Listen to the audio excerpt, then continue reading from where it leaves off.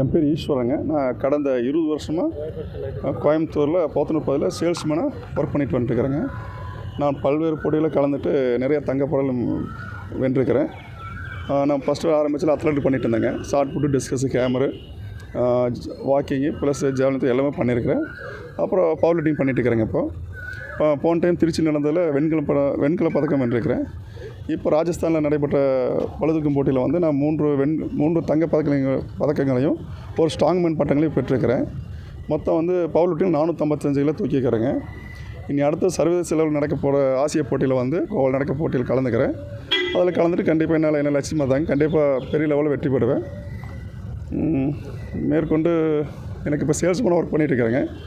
மேற்கொண்டு எனக்கு இந்த லைனில் ப்ரொமோஷன் கிடச்சுன்னா கண்டிப்பாக பெரிய லெவல் நல்லா பண்ணுவேங்க. என் லட்சியமாக தான். நேஷனல் லெவலில் நீங்கள் மட்டும் தனி முயற்சி எடுத்து போனீங்களா இல்லை சார், நிறைய பேர் இங்கே தமிழ்நாட்டில் நிறைய பேர் போனாங்க. இங்கேருந்து மொத்தம் வந்து 8 ஸ்டேட் கலந்துச்சாங்க. ஹரியானா, பஞ்சாப், மத்திய பிரதேச, ஊபி எல்லாம் நடந்தாங்க. அதில் நாங்கள் இங்கே நல்லா பண்ணணும். நாங்கள் ட்ரெயின் பண்ணியிருக்கீங்க? ஆமாம் சார், எனக்கு அந்த டாஸ்மாக் டைமே கிடைக்கலிங்க. ஏன்னா காலையிலேருந்து நைட் வரைக்கும் ஒர்க்கு தான். இப்போ காலையில் நைட்டு 1 மணிக்கு தான் வீட்டுக்கு போகணுங்க. நான் காலையில் 6 மணிக்கு எழுந்துச்சு குழந்தைய ஸ்கூலுக்கு விட்டுட்டு மறுபடியும் 8 மணிக்கு ஜிம்முக்கு போயிட்டு ஒர்க் அவுட் முடிச்சு மறுபடியும் 12 மணிக்கு ஜிம்முக்கு வேலைக்கு போயிடுவேங்க. மறுபடியும் இதே மாதிரி தான் கஷ்டம் தாங்க. நல்லா கஷ்டப்பட்டு ஜெயிக்கணும்னு ஒரு ஆர்வம் தான் இன்றைக்கி நம்ம இந்த அளவுக்கு கொண்டு வந்திருக்கு நம்மளையே. நீங்கள் அகாடமியில் சேர்ந்து இது பண்ணீங்களா இல்லை நீங்கள் தனியாக சார்? என்னோட கோச் நவீன் சார் அவர் தான் பழக்கி விட்டாருங்க, ஜிம் மாஸ்டர். அவர்லேருந்து அளவுக்கு நான் வந்திருக்க மாட்டேன். நல்லா ஒரு ஹெல்ப் பண்ணாருங்க. ஒரு கூட இருந்த பணிபுரியும் எல்லோரும் ஹெல்ப் பண்ணாங்க நமக்கு.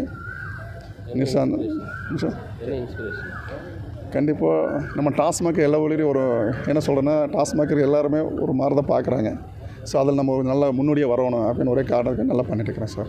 என்ன இன்ஸ்பிரேஷன் எப்போ நீங்கள் இது பண்ண? ஆமாம் சார், இது என்னென்னா ஒரு சின்ன விஷயம் தான். பவர் லிஃப்டிங் வந்து எங்கள் பாப்பா ஸ்கூலில் வந்து ஐஸ்டின் பப்ளிக் ஸ்கூல்லைங்க. அங்கே அந்த பழைய அந்த கல்ச்சர்ஸில் நடக்கிற கல் தூக்கு முடி நினச்சிங்க, இளவட்ட கல் தூக்கு, அதில் கலந்து நான் ஃபஸ்ட் ப்ளேஸ் பண்ணேன்.